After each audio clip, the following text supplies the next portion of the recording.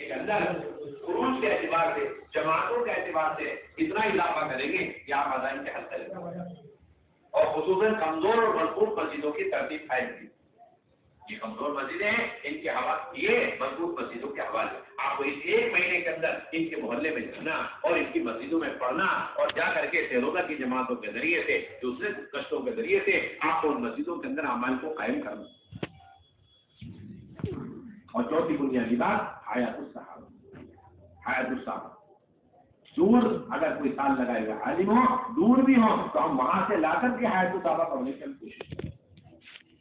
اور ایک عالم دو تین جگہ جا کے حیات الصحابہ پڑھ سکتا ہے، کوئی حرج کی بات نہیں۔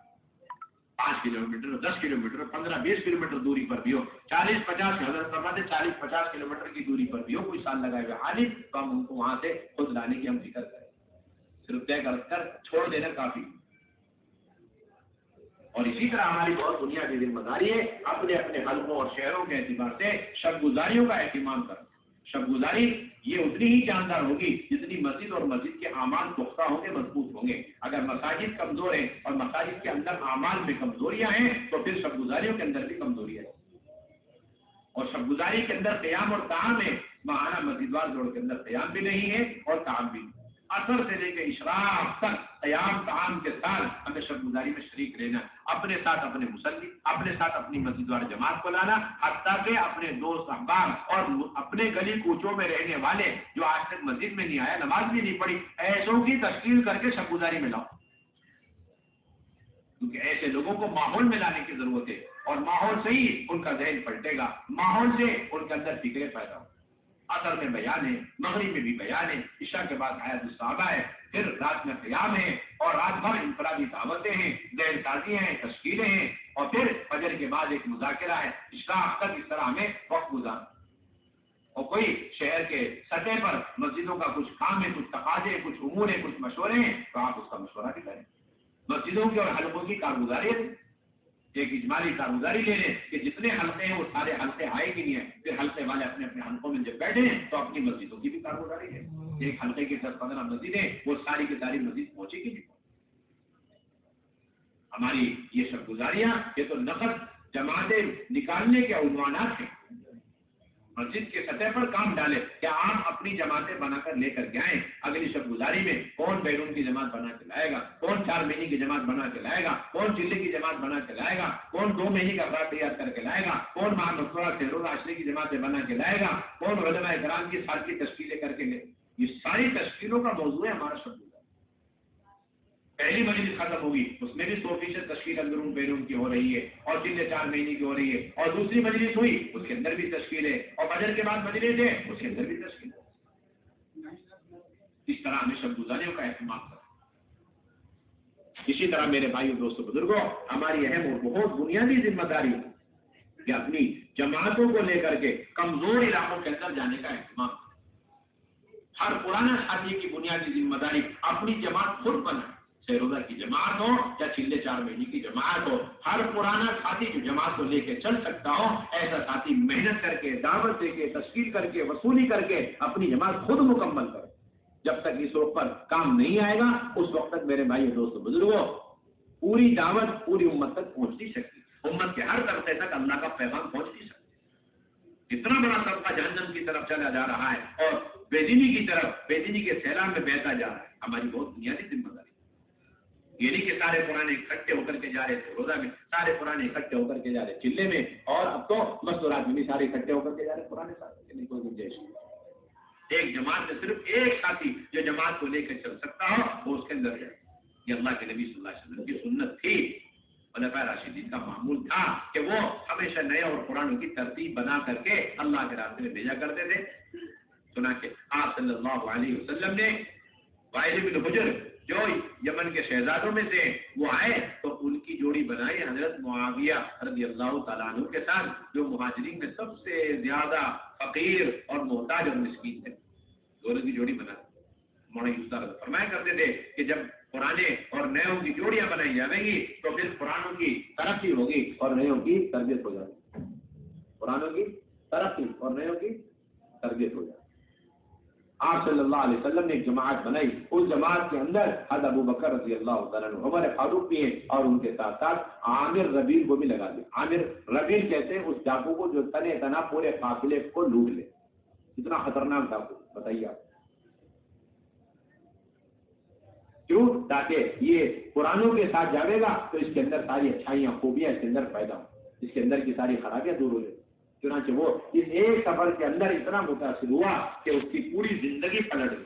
اس نے کہا ابو بکر آپ کو میں نے اپنا دوست بنا لیا ہے اور میں ہمیشہ آپ سے مشورہ کر کے چلتا رہوں گا، اب ہم بچھڑنے والے ہیں، آپ مجھے کچھ نصیحت کر دیں۔ تو اس پر ابو بکر رضی اللہ عنہ فرمایا کہ تم 5 انگلیاں گن سکتے ہو، شمار کر سکتے ہو؟ کہ ہاں جی ہاں۔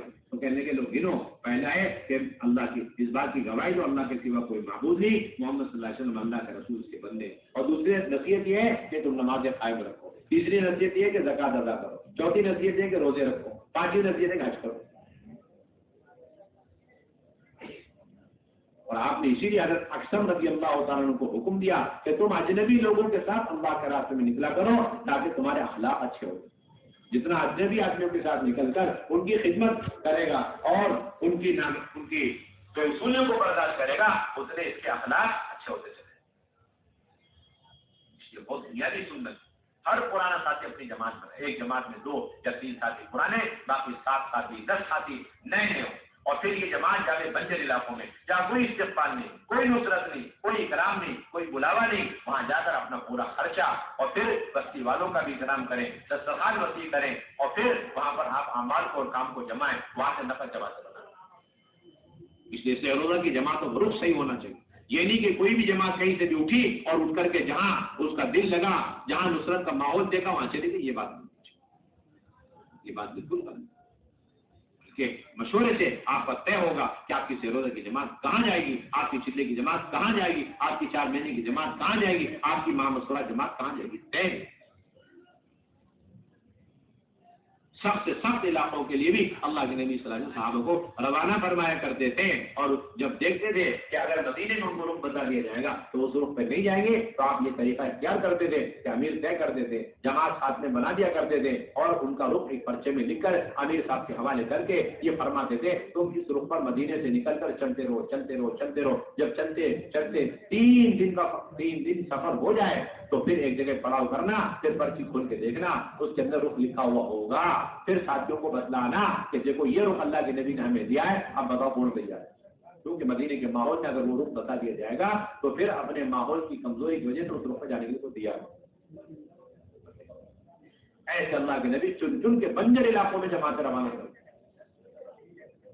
یہ اصل سنت، یہ نہیں کہ استقبال والے ماحول میں ساری جماعتیں پہنچ، بنجر علاقے دیکھیں دل و تجارت کا ماحول ہے، ایسے گاؤں دیہات آپ دیکھیں گے ان کو سرخیوں میں لکھے رکھے اپنے رجسٹر میں کہ جہاں پر مسجد ہی نہیں لیکن مسلمان ہیں، آپ تلاش کریں، 1 گھر ہے 2 گھر ہے 3 گھر ہے، آپ اسے تلاش کریں اور اپنی سہروزہ کی جماعت لے کر کے وہاں پہنچیں، 2 دن لگا دیں 3 دن پورا وہاں پر لگا دیں، ان کے گھروں میں قیام کریں، گھر میں گنجائش نہیں تو گھر کے باہر آنگن میں دالان میں آپ قیام کریں، سب کچھ آپ اپنا برداشت کریں تاکہ ان اللہ کے بندوں بندی تک اللہ کا پیغام پہنچے، اللہ کے نبی کے قریب سنت، اور پھر اہتمام سے کارگزاری ہو، قلعے کی جماعتیں جاوے، سہروزہ کی جماعتیں جاوے، مردانہ جماعتوں مذکورات کی جماعتیں ہو، مسجد کی سطح پر اس کی روانگی ہے اور واپسی پر مسجد کی سطح پر اس کی کارگزاری سنت ہے۔ اللہ کے نبی صلی اللہ علیہ وسلم اور خلفائے راشدین کا یہ معمول تھا، ایک بھر بھی چلا گیا اور تھوڑے سے تقاضے کے لیے بھی چلا گیا تو واپسی پر اس کا اہتمام سے کارگزاری، اور پھر بنجر بستیوں میں اگر جماعت آپ کی جاری ہے تو مضبوط جماعتیں ڈالیں اور تسلسل کے ساتھ جماعتیں ڈالیں، جب تک وہاں کام زندہ نہ ہو جائے اس وقت تک دوسرے رخ پر آپ جماعت نہیں بھیج سکتے۔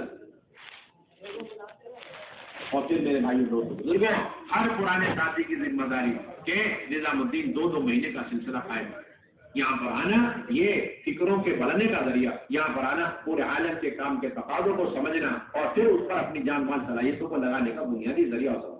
عالمی فکریں اور عالمی تقاضے اپنے اندر، عالمی فکریں اپنے اندر پیدا کرنے کا بنیادی سبب ہے۔ یہ 2 مہینے تو بہت ابتدائی لوگوں کے لیے ہیں، 2 مہینے کس کے لیے؟ بہت ابتدائی لوگوں کے لیے۔ پرانا عملہ تو مستقل یہاں پر ہے، ہر ضلع کا پہلی سب کا عملہ اپنے ساتھ کچھ ساتھیوں کو لے کر 12 مہینے باری باری یہاں پر، 12 महीने यहाँ पर रहने चाहिए। ये नहीं कि गुजरात वालों के लिए 2 महीने तय सिर्फ उसी 2 महीने में आके नहीं, हमारे यहाँ इन 2 महीने में भी जिस तरह तकाजा है 12 के 12 और 10 महीनों में भी वही तकाजा है। मुल्कों से आ रही जमात, अरबों की जमात आ रही, अजम की जमात आ रही, अंग्रेजी जमात आ रही, और वहां करके पूछते हैं कि भाई जमात आई थी आपके यहाँ से, उन्होंने तश्कील करी कि हम आए हैं, वो हजरात कहाँ है? वो तो अपने गुजरात में आपको तश्कील करी, उन्होंने दावत दी, आए, निजामुद्दीन आए, अब वो तो है नहीं यहाँ पर। उनकी दावत, उनकी तश्कील आपने की है, और फिर उनको लेकर के अब चलना, उनको काम समझाना, उनको मुतमईन करना, ये हमारी और आपकी जिम्मेदारी है। हम पूरे आलम के मेजबान, ये नहीं कि सिर्फ निजामुद्दीन वालों का काम, पूरे आलम का, पूरे आलम के यहाँ आने का आप जरिया और उसको उनको मुतमईन करने का आप जरिया। वहाँ वो 3 दिन नहीं देने को तैयार, वहाँ 3 घंटे आपके साथ लगाने को तैयार है, अब वो पूरा जिला लेकर के आए, 4-4 महीने लेकर के आए, और लंबा खर्चा लेकर के आए, बड़ी दूर से सफर कर कर आए, अब उनको अव्वल से लेकर आखिर तक उनके साथ लगकर, उनके साथ तश्कीलों में जाकर उन्हें पूरा काम समझाने आपकी जिम्मेदारी। यानी कि पूरे आलम को तो आपने, ये तो ऐसे हो गया आपने जो है किसी मौके पर अपने घर में सबको दावत दी, और फिर जब वो सारे मेहमान पहुंचने लगे तो आप गैर हाजिर, आप गैर हाजिर। अरब आ रहे, अजम आ रहे, और मुख्तलिफ ममालिक के लोग आ रहे, अफ्रीका के तो हमारी बुनियादी 2-2 महीने का एहतमाम, 12 महीने गुजरात के हजरात 2-2 महीने के लिए, 12 महीने आपकी जो है जोड़े नुसरत के, निजामुद्दीन में नुसरत की जो है जमात में शामिल रहे, ताकि पूरे आलम के जब जो तकाजे आए उस तकाजों में इस्तेमाल हो, और हमारे अंदर आलम में फिक्र पैदा हो, आलम के तकाजे पूरा होने में अल्लाह ताला हमें कबूल करे, हमें जरिया बने। करेंगे भाई इंशाअल्लाह। इसलिए इन चंद बातों का हमें ख्याल रखना है। एक तो अपने मकानी काम का एहतिमाम है, उसके अंदर खुसूसन मस्जिदों को 24 घंटे आबाद करना, दिन में भी और रात में भी। हज़रत ने सुबह भी मिसाल दी थी कि रात का वक्त भी हमें कम से कम 3 हिस्सों में, 4 हिस्सों में तकसीम कर लेना अल्लाह के रास्ते में। तो मकामी लोगों को लेकर अपने साथियों के साथ उनकी जोड़ी बनाकर हमें मेहनत करना, करेंगे इंशाअल्लाह। अल्लाह ताला अब जो बातें अर्ज की गई है वो अमानत है, इस पर अमल भी करना है, और अपने सूबों में जाते वक्त उसको लेकर के जाना, वहां पर अमल में भी लाना है। इसलिए अभी बैठे बैठे साथी हल्के लगा लें। इंफरादी दावत देने पर हालात आएंगे, इंफरादी दावत देने पर हालात आएंगे।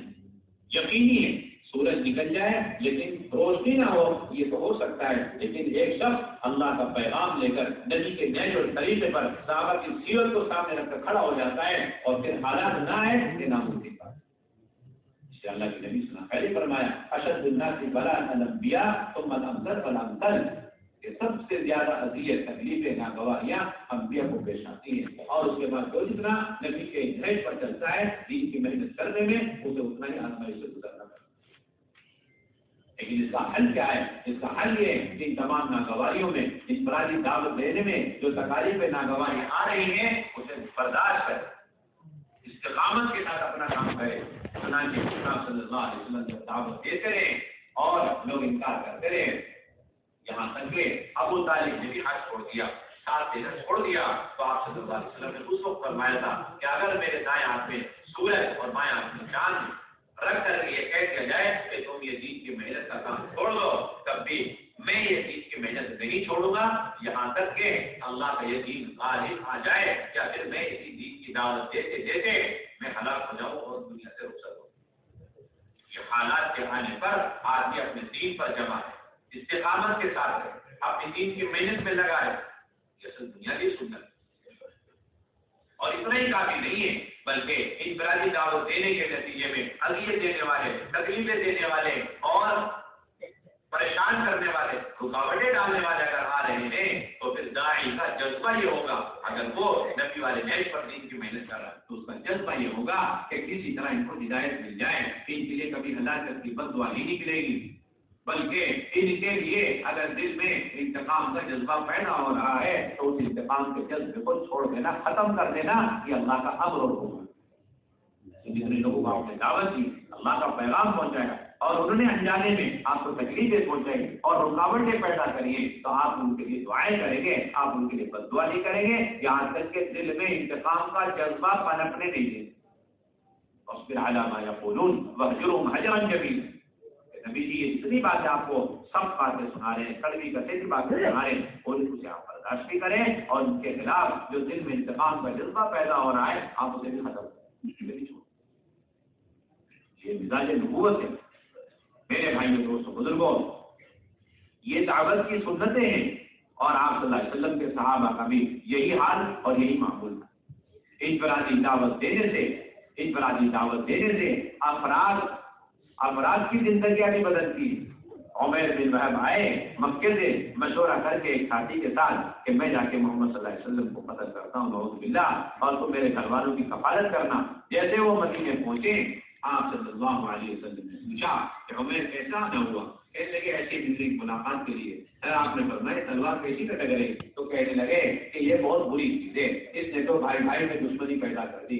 آپ نے فرمایا عمیر، وہ خانے کعبہ میں رات کے وقت میں تم نے خانے کعبہ کے پردے اور حتیم میں بیٹھ کر کے صفوان کے ساتھ مل کے کیا مشورہ کیا؟ سنتے ہی کلمہ پڑھ کے مسلمان، سنتے ہی کلمہ پڑھ کے مسلمان، ہر بدل جاتے ہیں. انفرادی دعوت کا یہ اثر ہے. آپ صلی اللہ علیہ وسلم نے اس لیے انفرادی دعوت دینے کے لیے خطرناک راستے تک اختیار کیے، دشمنوں سے بھرے ہوئے راستے آپ نے اختیار فرمائے. ہجرت کے موقع پر آپ صلی اللہ علیہ وسلم نے ڈاکوؤں والا راستہ اختیار اسی لیے کیا تاکہ ان ڈاکوؤں کو جو اللہ ہی کے بندے ہیں اور وہ بھی ہدایت کے محتاج ہیں اور وہ بھی میری امت میں ہیں اور انہیں بھی جہنم سے بچا کر جنت میں لے جانے کی ذمہ داری ہے، فریضہ ہے. اس وجہ سے وہ ڈاکو والا راستہ دائی وہ ہے جو اللہ کے بندوں تک اپنے آپ کو تکلیفوں میں ڈال کر اللہ کے بندوں تک دین کی دعوت پہنچانے کی کوشش کرے. یہ پکا تکلیف. جس کے سامنے سیرت نہیں ہوگی تو وہ لوگوں کو دعوت دینے اور ان تک اللہ کا پیغام پہنچانے میں اپنی راہ سے سہولتیں دے، اپنی راہ سے اور سہولتیں تلاش کرے. اور یہ مزاج نبوت نہیں، یہ تنظیمی مزاج. سہولتیں دیکھیں اور دیکھیں کہ رکاوٹیں ہیں تو ابھی نہیں، اور جب رکاوٹیں دور ہو جائیں اس کے بعد تنظیم کا کام کریں. محنت کرنے ہی پر حالات آئیں گے اور محنت کرتے کرتے ہی حالات اللہ تعالیٰ دور فرماتے چلتے ہیں. اللہ تعالیٰ کی طرف سے ضابطہ ہے، اصول ہے. اس لیے میرے بھائی دوستوں بزرگوں، پہلی اور اہم ترین سنت انفرادی دعوت. صبح شام دن رات ایک ایک فرد کو جا کے دعوت دینا، دو کو دعوت دینا، تین کو دعوت دینا. آپ صلی اللہ علیہ وسلم کو پتہ چلا کہ کفار مکے میں حرم شریف میں بیٹھے ہوئے اور انہوں نے آدمی بھیج کر حضور صلی اللہ علیہ وسلم کو بلایا. آپ یہ سوچ کر سمجھ کر خوشی سے ان کے پاس چلے گئے، شاید ان کی اب رائے بن گئی دین اسلام قبول کرنے کے سلسلے. جیسے وہاں پہنچے انہوں نے پھر وہی بات دہرائی کہ محمد صلی اللہ علیہ وسلم آپ ہمارے پابندان باطل کو برا بلا کہتے رہے، آپ ہمارے بڑے بوڑھے جو بزرگ گزر چکے ہیں ان کو احمق اور بیوقوف کہتے ہیں بت پرستی کی وجہ سے. آپ یہ چیزیں چھوڑ دیجیے گا تو ہم آپ کی بات مان لیں گے. حضور نے فرمایا کہ یہ مزاج ہوتا ہے. جب دعوت کی محنت شروع ہوتی ہے تو لوگ اپنے مطالبے لے کر کے آتے ہیں. آپ ہمارا کھلا مطالبہ دور کیجیے، آپ ہمارا کھلا مطالبہ پورا کیجیے. آپ نے فرمایا کہ یہ تو ہونی چاہیے. تو انہوں نے کہا ٹھیک ہے، آپ ہمارا ایک تقاضا ہے چھوٹا سا اسے پورا کر دیجیے اپنے رب سے کہہ کر کے. وہ یہ آپ اپنے رب سے کہیے گا جس کی آپ ہمیں دعوت دے رہے ہیں، اس رب سے یہ کہیے گا کہ وہ ان مکے کے سارے پہاڑوں کو روئی کی دال بنا کر یہاں سے اڑا دے اور ہٹا دے تاکہ ہماری یہ جو زندگی ان پہاڑوں کی وجہ سے تنگ ہو رہی ہے وہ کشادہ ہو. اور آپ اپنے رب سے درخواست کریں کہ وہ یہاں نہریں جاری کر دے تاکہ ہماری یہاں جو خشک خالی ہے اور قحط خالی ختم ہو جائے. اور اپنے رب سے کہیں کہ وہ یہاں پر اچھے اچھے باغات لگا دیں، پھل میوے کے باغات لگا دیں، سبزیاں ترکاریاں اگا دیں اور اچھے محلات بنوا دیں. اللہ کے نبی فرمایا کہ میں ان مطالبوں کو پورا کرنے کے لیے دنیا میں مبعوث نہیں ہوا. یہ میرے بعثت کے مقاصد میں نہیں ہے کہ تم جو ڈیمانڈ کرو جو مطالبے کرو وہ پورا کرو. یہ میرے کام کا ہے نہیں حصہ ہے. تو کہنے لگے ٹھیک اچھی بات ہے، آپ اپنے رب سے اپنے کچھ تقاضے پورے کروا کے ہمیں دکھائیں تو ہم آپ کے رب کو مانیں. وہ کیا ہے؟ آپ اپنے رب سے کہیں کہ وہ آپ کے لیے اچھے نہر اور باغات لگا دیں، اچھے محلات بنا کر کے دیں. اللہ کے گھر میں رشتے بھی نہیں آئے. انہوں نے کہا اگر ایسی بات ہے ہم آپ کی بات نہیں مانیں، آپ ہمارے ڈیمانڈ پورے ہمارے مطالبے پورے کریے. وہ اٹھ کے جانے لگے، اللہ کے نبی بھی اٹھنے لگے. تو اللہ کے نبی صلی اللہ علیہ وسلم کے پھوپھی زاد بھائی نے کھڑے ہو کر کہا کہ میرا ایک چھوٹا سا تقاضا ہے، مطالبہ ہے، اگر وہ مطالبہ آپ پورا کر دیں تو میں ایمان لے آؤں گا. حضور نے شوق سے تمہارا کیا مسئلہ ہے بتاؤ کیا تقاضا. تو پہلے میں چھوٹا سا مطالبہ ہے، آپ اپنے رب سے درخواست کریں، اپنے اللہ سے درخواست کریں کہ وہ آپ کے لیے لینے کا انتظام کریں، زمین سے لے کے آسمان تک ایک دن. شروعات ہو اس کی پہلی سیڑھی آخری سیڑھی آسمان، اور آپ اس سے چڑھنا شروع کریں اور چڑھتے رہیں، میں دیکھتا ہوں یہاں تک کہ آپ آسمان میں داخل ہو گئے، آسمان میں پہنچ گئے. پھر آپ جب وہاں سے واپس آنے لگے تو آپ کے ساتھ دو چیزیں لازمی ہونی چاہیے. ایک کھلی ہوئی کتاب آپ لے کر، اور دوسرے 4 فرشتے آپ کے ساتھ اتر رہے ہوں اور وہ آ کر کے آپ کی رسالت کی گواہی دے کہ ہاں آپ نبی بنا ہیں. اگر آپ نے مطالعہ بن گیا پورا کر دیا تو میں آپ کو نبی مانتا. پھر یہ کہنے لگا آپ ذرا رکیے، میری رائے بدل گئی ہے، اب میرے ذہن میں یہ آ گیا ہے اگر آپ نے یہ مطالبہ جیسے میں نے کہا ویسا پورا کر کے دکھا دیا تب بھی مجھے پورا یقین ہے میں آپ کو سچا نہیں مان سکتا.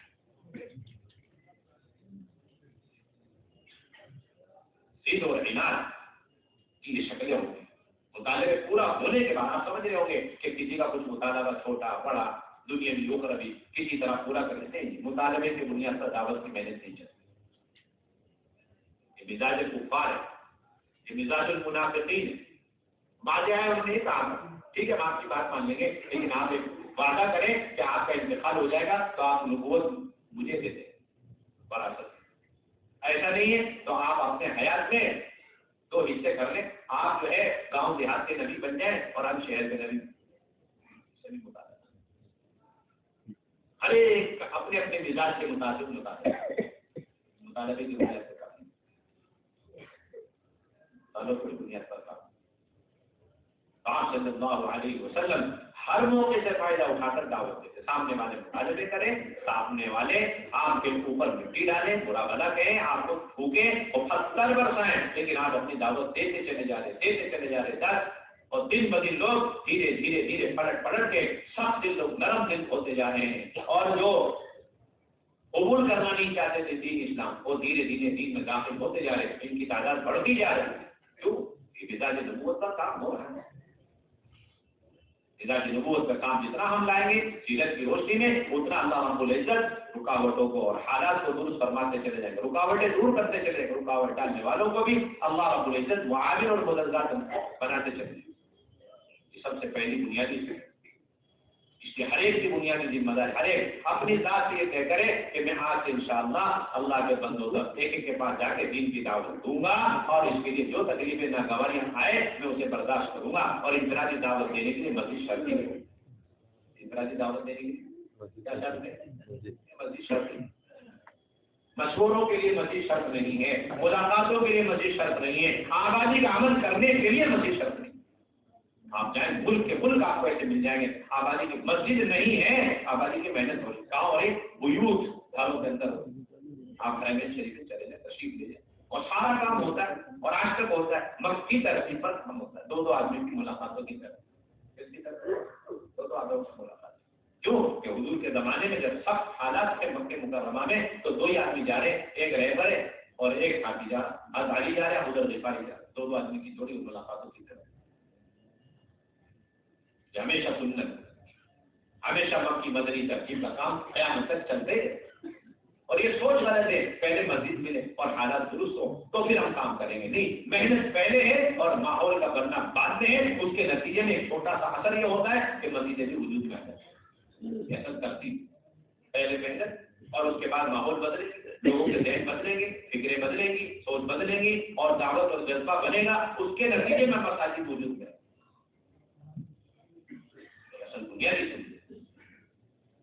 لوگوں کے لیے بڑی عبرت کی چیز ہے جو یہ سمجھتے ہیں کہ ہم محنت نہیں کر پا رہے، نہیں کر سکتے اس لیے کہ مساجد کا سلسلہ نہیں ہے، مصنف کا سلسلہ نہیں ہے، کوئی ہماری بات نہیں مان رہے. ہم کہاں سے کدھر سے محنت کی شروعات کریں کہ آپ اپنی ذات سے محنت شروع کریں.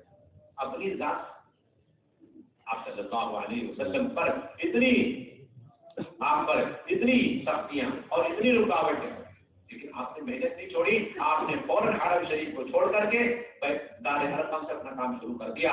13 سال تک آپ دار ارقم سے کام کرتے ہیں.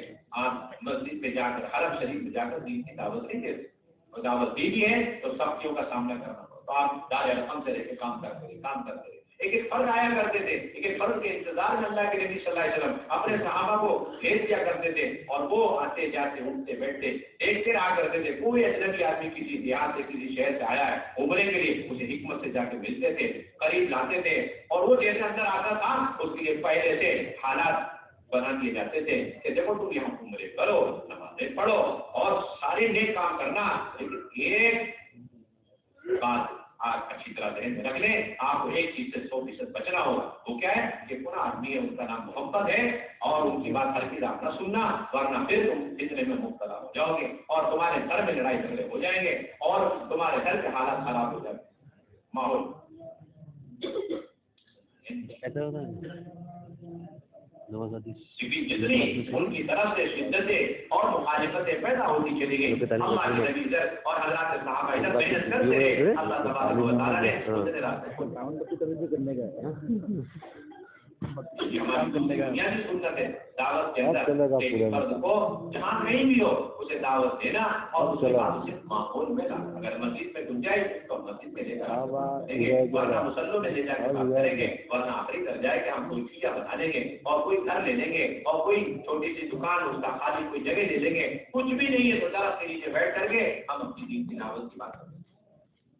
कुरान के अंदर एक जमाने में कोई मस्जिद नहीं, आज से 50-60 साल पहले वो मेहनत होती थी तो फिर वो लोग अपने साथ चटाइयाँ ले करके चलते थे, जहाँ कहीं चले गए उन्होंने चटाई बिछाई और अपनी नमाजें, अपनी तालीम, अपनी दावत, अपने गश्त के सिलसिले की वजह से उनको जमाअतुल हदीस चटाई वाली जमात के नाम से याद किया जाता चटाई वाली जमात। हमारा काम तो मस्जिदों पर मौकूफ ही नहीं है, बल्कि मसाजिद काम पर मौकूफ। हमारा काम मस्जिदों पर मौकूफ नहीं, मसाजिद काम पर मौकूफ। हमारा काम मदारिस पर मौकूफ नहीं, मदारिस काम पर मौकूफ। आप मेहनत करेंगे, दीन की तलब पैदा होगी, इल्म का शौक पैदा होगा तो उसके जरिए से उलमा तैयार होंगे और जैसे आगे बढ़ेंगे मदारिस और मकातिब की शक्लें वजूद